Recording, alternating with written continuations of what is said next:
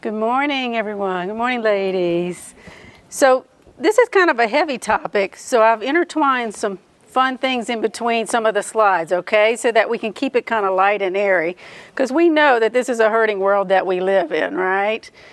So if anything in the presentation for any of you ladies kind of triggers something for you and you want to come talk to me afterwards, please know that I will be available after this presentation as well as the next one, okay? So let's define some of these words that we have here. To live is to be alive, have the life of an animal or plant, which we all qualify for that, right? World is the earthly state of our human existence. It's what we all live on and how we live. Existence is the reality as presented in our experience, which means how we perceive and define what's transpiring with us on our world as well. Experience is something personally encountered, undergone, or lived through, okay? And then, of course, we know what hurting is. Suffering, right? Pain, grief. It could be physical pain, chronic pain, mental illness, things of that nature. So we're going to talk about people's quality of life as well. So the standard of health, comfort, and happiness experienced by an individual or group is how we define our quality of life. It can include your physical, your psychological, right? Your social, the things that you do in the world, and your spiritual dimensions. All very important things when we talk about how we hurt, how we perceive things, and the ways that we can deal with them and handle them. Our quality of life can be negative or positive, again, depending on what's going on with us and how we perceive what's happening to us as well. It can be a continuum through life, so we may have some really good things going on, and then sometimes life happens. Sometimes it can go up, and sometimes it can go down, right? It's definitely unpredictable. And it encompasses, again, our perspective and how we view what has happened to us and define and what it means to us, okay? Come on in, ladies.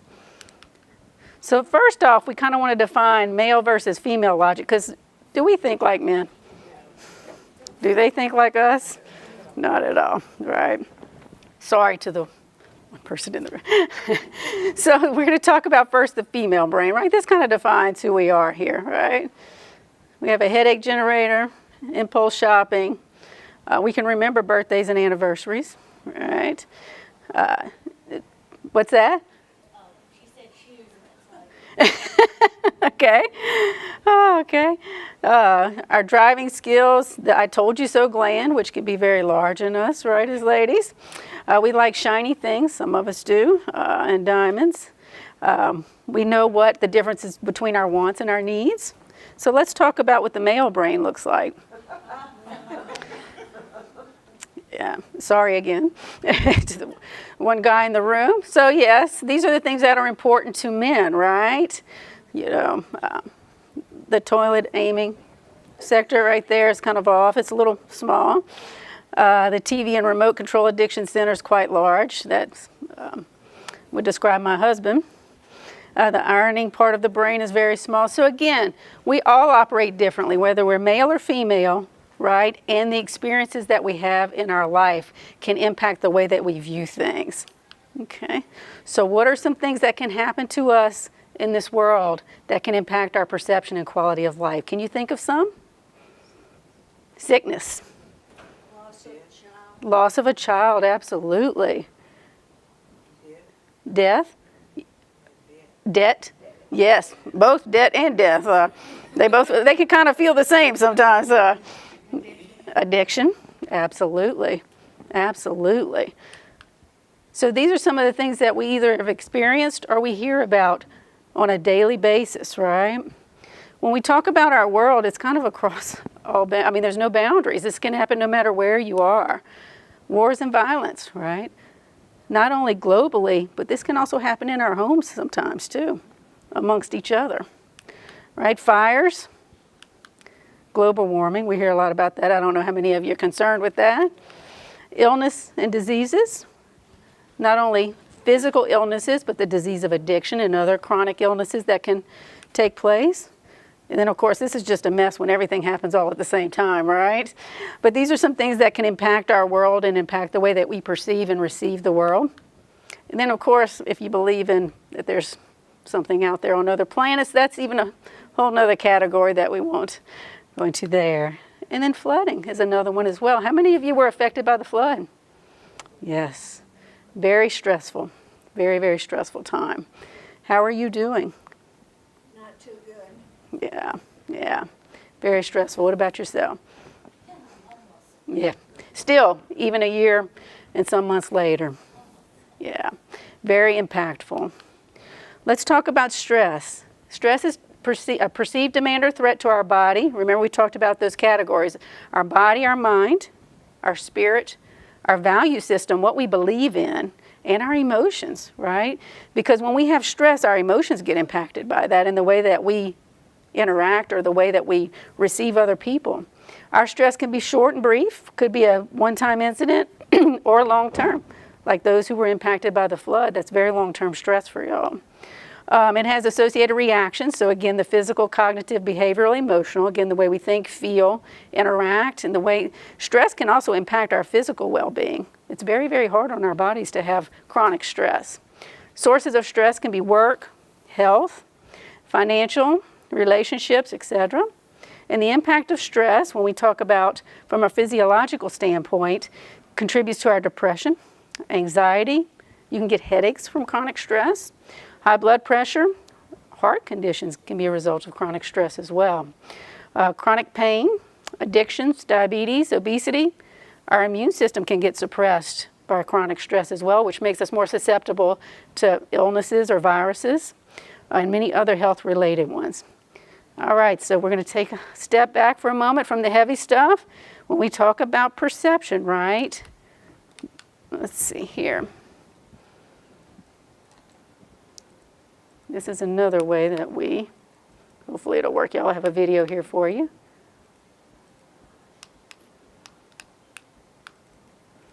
Oh, we might have to skip over that one.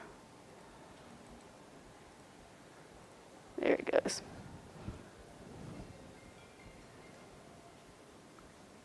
This is just a little video clip between male and female logic again.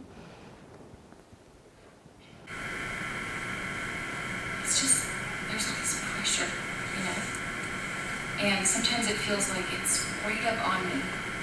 And I can just feel it, like literally feel it in my head. And it's relentless. And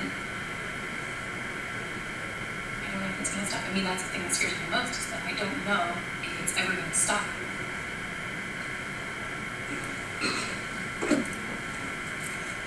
Do you have a nail in your head?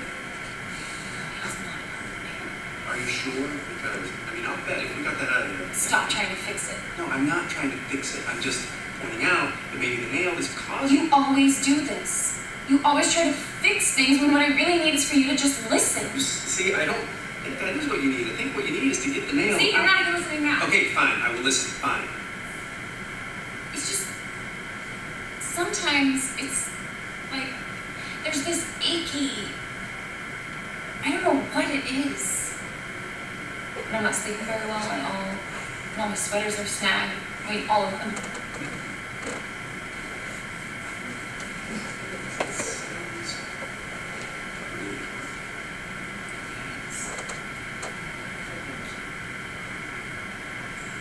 Ow! Come on, if you would just... Don't...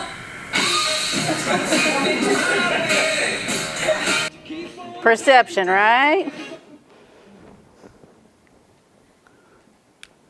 All right. It's not always about the nail. Let's talk about the media today. How many of you are news watchers? It's okay. We can be in recovery for it. It's all good. The media has nothing good to say. All right. Oh, let's see. This happened last time. The newspaper. Topics like this are always on the headlines, right? We're going to talk about what media coverage can do to us from a psychological standpoint as well. When we talk about stress and chronic stress or even acute stress, right? The media sometimes stirs all of that stuff up in us too. And they create a fear in us that maybe might not be warranted, not that bad things don't happen, but when all they're showing are bad things, it can give the appearance that that's all that's going on, right? Media coverage, it started, this 24-hour news media coverage that we have today started with the Oklahoma City bombings, okay? Almost 2 decades later, Now they have even more pressure to sensationalize what's going on 24/7, because if you're sitting there watching it 24/7, they got to keep your interest piqued, right? People who have a predisposition to anxiety or depression, it can worsen their symptoms by watching chronic news like that, okay? Those without depression or anxiety, it gives you more of a malaise effect, like well, why would I want to donate to that, because there's so many kids that need this help, or why would I want to step out and do this because it's just so overwhelming, there's so much going on, it wouldn't make a difference. Kind of that everything is bad feeling. You gradually start to see the world as a really dark place. And when people are led to believe things that are falling apart, it can affect your decision making, your emotions, and even your politics, how you vote. All the stuff that they have on the media that we see today. So this is just a little cartoon. He defines words, and he looked up political ethics, and of course he couldn't find that in the dictionary.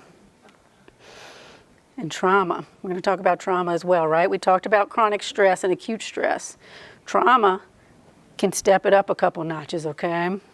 What do you think are some things that could be traumatic to you? Flood, right? Fire, right? All of these things we talked about previously, right?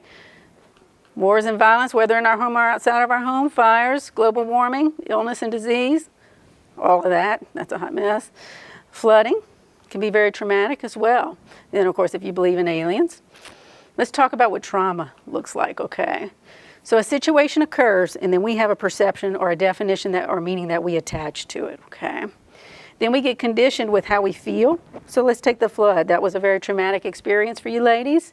And then you had an emotional response to that. So some people with that trauma, they can maybe when it starts to rain, start to feel that same emotional response that you got from the actual event, okay? So we have a memory and an emotion that gets connected to that traumatic event. And then we'll sit in it and kind of reprocess that traumatic event over and over and over again and trying to anticipate if it's going to happen again to protect yourselves from it happening, okay? So the recall of it is kept alive so that you can preempt it from happening again, and then it gets generalized to a lot of other things. So when it rains, a fear may creep up that it's going to flood again when in actuality it's not. It's just an emotional response to that traumatic event, okay? So then the front of our brain interprets it. This is a life-threatening situation. We all know that we're capable of fight, flight, or freeze, right? And so when something traumatic or very painful happens, we can have one of those three responses, okay? Then our limbic system says, oh wait, we got to stay in emergency status, right? We have to stay anxious. We got to stay on alert because we have to prepare in case that were to happen again. And then what happens is your body constantly stays in a state of fight, flight, or freeze. That's where a lot of anxiety comes from, a lot of depression, okay, the way that we are processing it. These are just some childhood experiences that can cause trauma as well, not only currently in the world that we live in, but physical abuse, sexual abuse, growing up in a household where one or two parents have an alcohol or drug problem that's not in remission, someone who's got a parent that's been imprisoned, mental illness, depression, parents who've been institutionalized, if there's violence in the home, very traumatic. If both parents are gone, it can be traumatic as well, and of course emotional or physical abuse. So pretty much what this tells us about our world and trauma is that a lot of people in psychiatric facilities probably have some trauma in their background. People that have substance use disorders probably have some trauma in their background. And the same in prisons too. There's probably something back there. Not necessarily has to be, but the likelihood can be great. And these are just some symptoms of what trauma looks like. Dissociation is when you just kind of check out. You're still physically present, but your brain is somewhere else. Flashbacks of the images or the memory.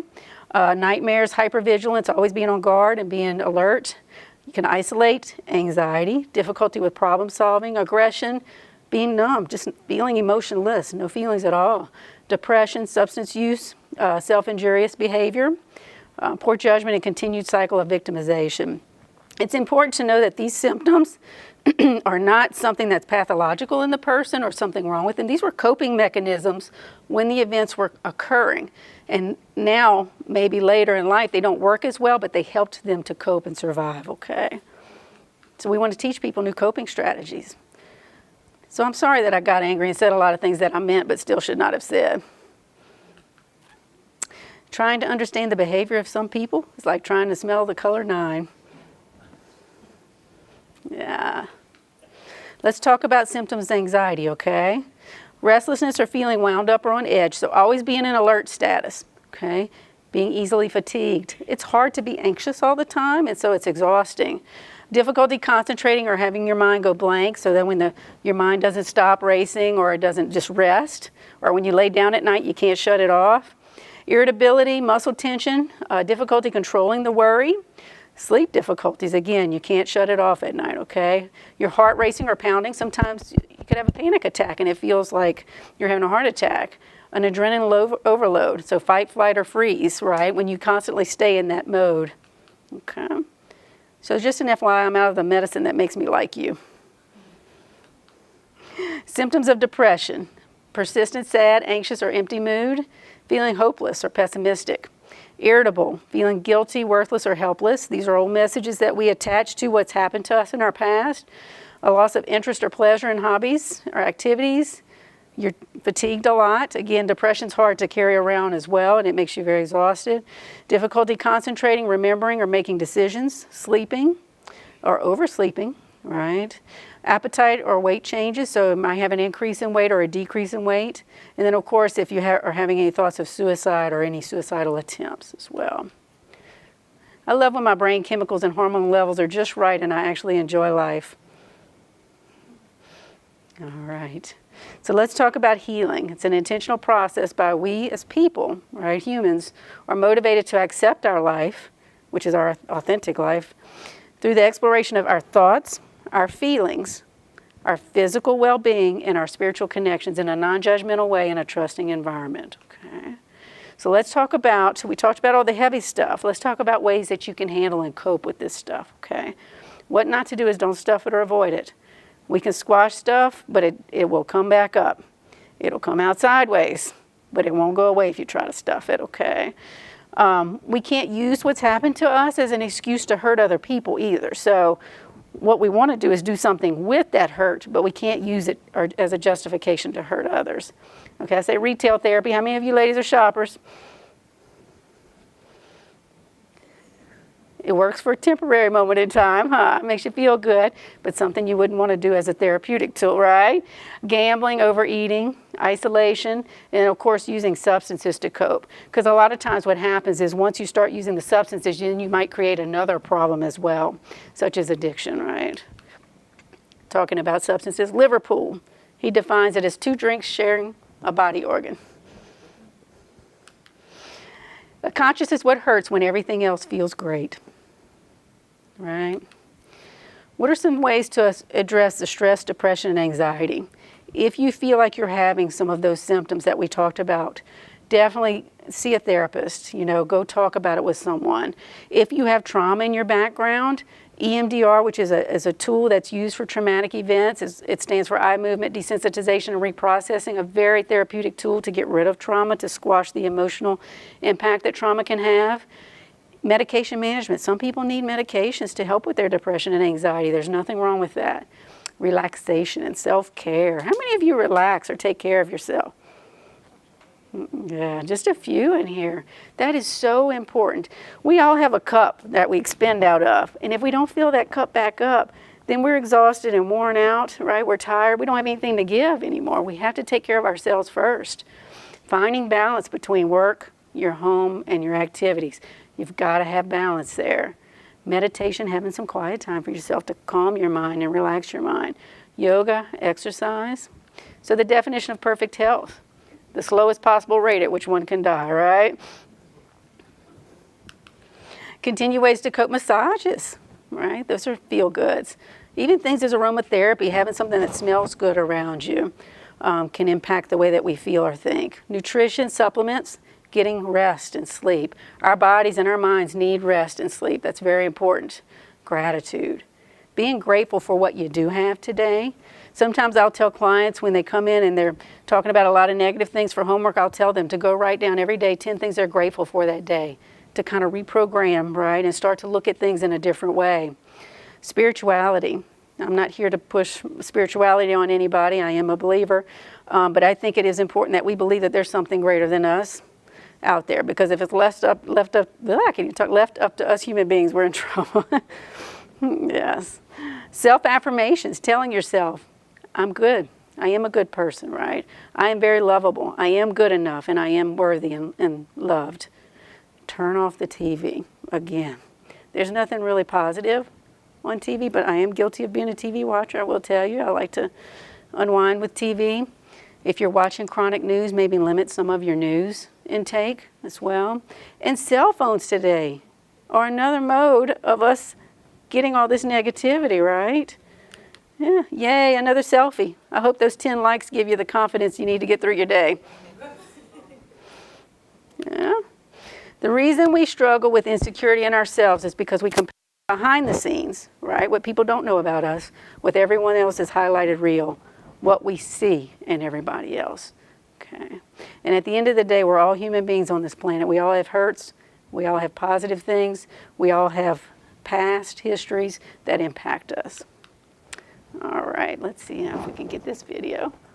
This is one on, and if you need anger management, here's a tool that you can use for that as well. You come here asking for $1,760, which you say is enough money to pay for 16 therapy sessions. I'm lying, and feeling everything up, it was as a direct result. Now listen, you have a lovely woman, and I want to hear it now. I would live with her. So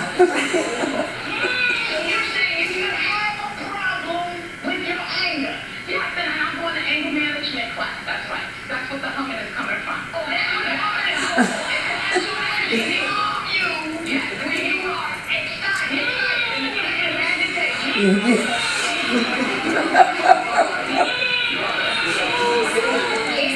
Woman here, but the woman in the ring here. So bringing the woman and the ring. And here she goes. Oh, Don't look over there. Yeah. Why are you talking while I'm talking? Oh, my Lord, wait, whoa. She said,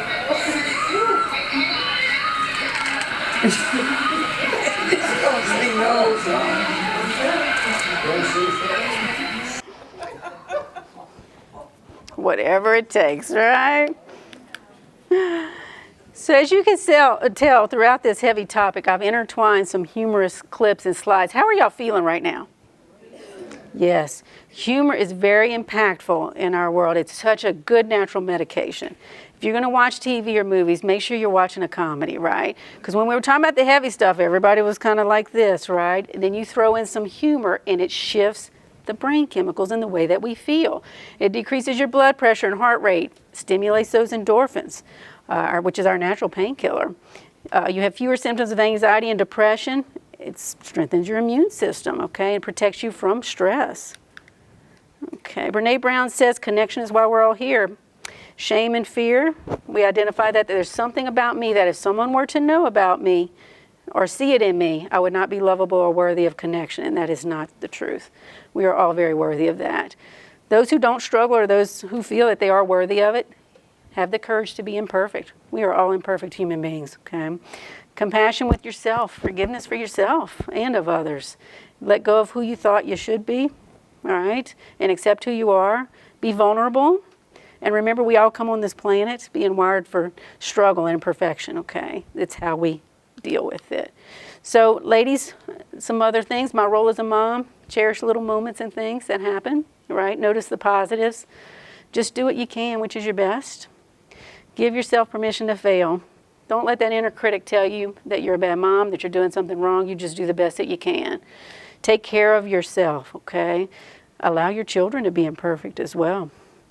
Make sure that your discipline fits the behavior, all right? Spend time with your children and pray for your children. Your role as a wife, be grateful and encouraging, all right? Go on dates with your spouse. That's important. Apologize when needed. That's important that we have humility and that we can accept when we're wrong. Go on walks together. Communicate. Be honest with each other. Hug each other for 10 seconds a day. How many of y'all do that with your significant others? And then pray for him as well. Right at work, let the little things go. We know at work sometimes there can be people that are like sandpaper. Right? They just grind on us. Don't engage in negative work gossip. Don't let what's going on at home affect you in the workplace as well. Sometimes work can be an escape from what's going on at home as well. So try to separate the two out. Find balance between work and self-care. Do the best you can at your job too. If it's a toxic environment that you work in, it may be time to look for something else instead of submerging yourself in something toxic all the time, because that's not healthy as well. And then pray for your coworkers in your workplace too.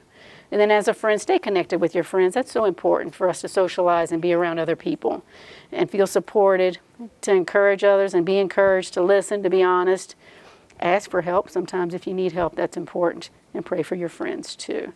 And then all of us as strangers, smile and be friendly, right? Be kind. Little random acts of kindness, like paying for the meal for somebody behind you in the drive-thru. If you think something's nice about somebody, tell them. Those feel-goods are so impactful. Donate, whether it's blood, clothes, material things, to charity. Donate your time. That's important because that gets us out of us as well and helps other people. And then, of course, pray for our world. And then this is just a little thing about letting go. To let go does not mean to stop caring. It means I can't do it for someone else. To let go is not to cut myself off. It's the realization I can't control another. To let go is not to enable, but to allow learning from natural consequences. To let go is to admit powerlessness, which means the outcome is not in my hands. All right? To let go is not to try to change or blame another. It's to make the most of myself. To let go is not to care for, but to care about. To let go is not to be in the middle arranging the outcomes, but to allow others to affect their destinies. To let go is not to fix, but to be supportive. Not to judge, but to allow another to be a human being. Not to be protective, but to permit another to face reality. Not to deny, but to accept. Not to nag, scold, or argue, but instead to search out my shortcomings and correct them. So taking our own ownership of what part we play in things. Right? Not to adjust everything to my desires, but to take each day as it comes and cherish myself in it. Not to criticize and regulate anybody, but try to become what I dream I can be. All right? Not to regret the past, but to grow and live for the future. To let go is to fear less and love more. All right. And because of my belief system, in the end, I believe that God's got all of this, right? Being spiritually connected can help with some of these stressors. Okay, ladies.